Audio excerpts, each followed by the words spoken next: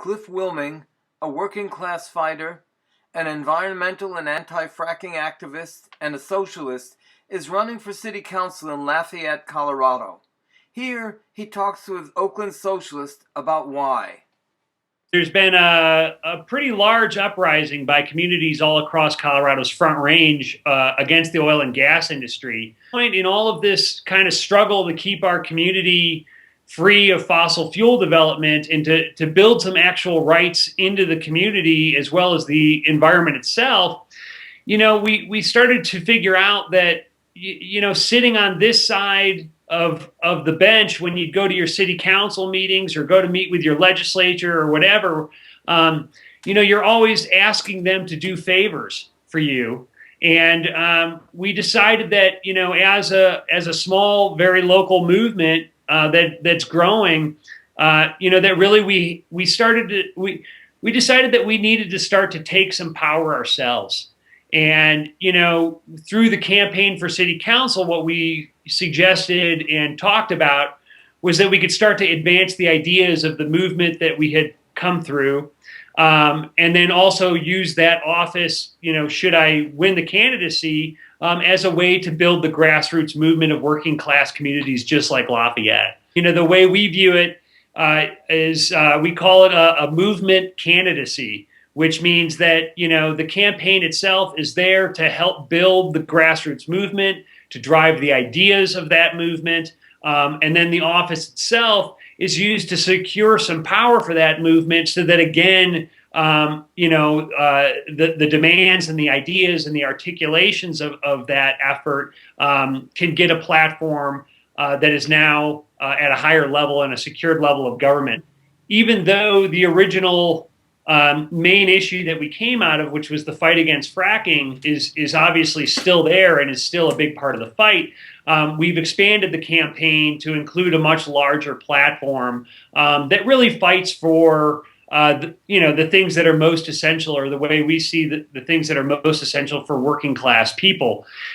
So the thing about any campaign is, you got to get out into the community and you have to speak to people and you get to listen to them too. So, it's not just an articulation of the ideas, but you also become then affected by the community that you're reaching out to. And there's been the conversations that I've been able to have with Lafayette community members, which is still a pretty working class place, have just been excellent. One of the issues that I'm running on is the enactment of a $15 living wage for workers in Lafayette. And, in particular, when you bring that up, this idea of a living wage to folks that, might be working for some major chain stores or, who are certainly, not getting $15 an hour, they're getting much closer to minimum wage here in Colorado, which is now a whopping $8.23. What you notice, you say, well, I'm standing for a living wage, and that's going to have to be a real fight that the whole community, the whole workforce is going to have to get behind. And at first, the typical worker will meet the idea with disbelief, and they'll say, "Are you serious?"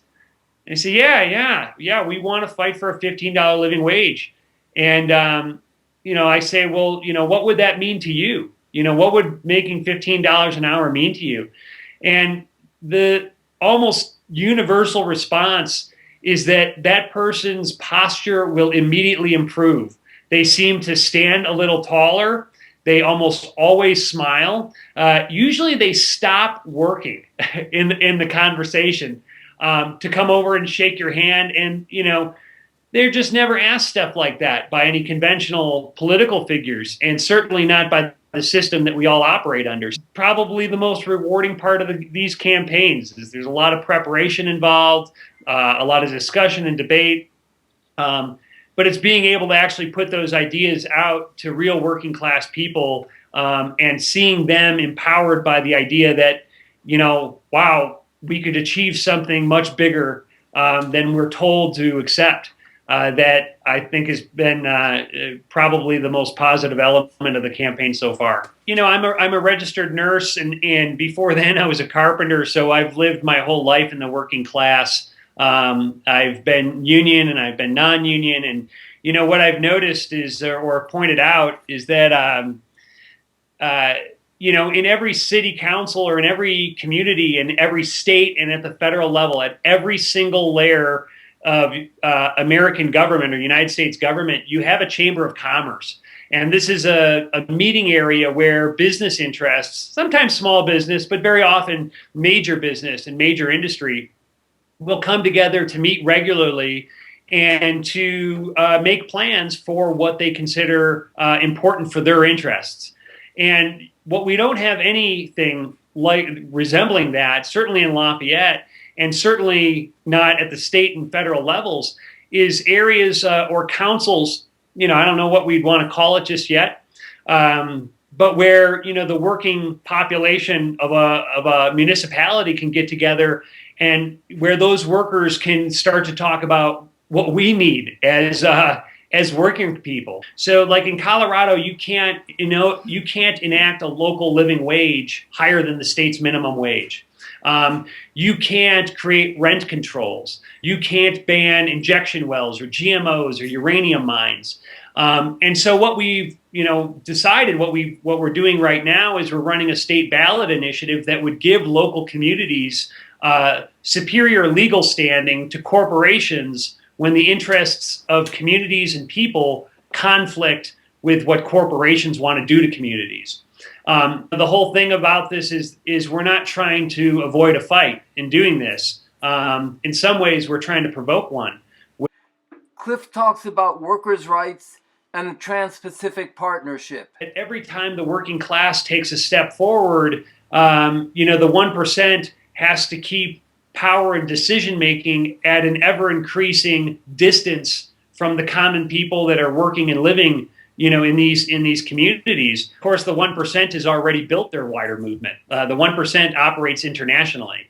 And so, of course, when we talk about fighting fracking, or we talk about the living wage, or we talk about protecting the environment, or bettering working conditions, there's just no way that can be solved within one sequestered community. From Ferguson to Baltimore to all of the enormous uprisings that have taken place against the police violence that has been common to those communities for many, many years, I would like to personally thank those people that have stood up, because when communities stand up, even individually, it elevates and it supports all of us. On the issue of police violence and on the issue of police brutality, I consider those a systemic problem. I don't believe that they are isolated incidents. I think that when you have a society of very few people that control vast sums of wealth, the only way that you can do that is through a very violent and authoritarian regime of armed men, and that's essentially where the police forces come from. Please check out my platform and my website. It's willmeng4council.net. That's WILLMENG4FOR council.net. I have a Facebook page under the same name. And I'd like to encourage anybody that's interested in building a movement and an electoral wing of a movement to please reach out and contact me and take advantage of the things that we've learned here in Lafayette. The working class is going to have to fight this on our own. And even though I'm running for Lafayette City Council, the system that we're fighting against and the system that we're living under is going to take more than a couple elections to win. And so, it might start in Lafayette with a councilor position, but really what we have to do is we have to start preparing for a much larger resistance across a much broader spectrum of issues. But I do want to thank anyone who's standing up and in an independent fashion, and certainly anyone from the working class that is ready to do more than write a letter to their senator or sign the next online petition.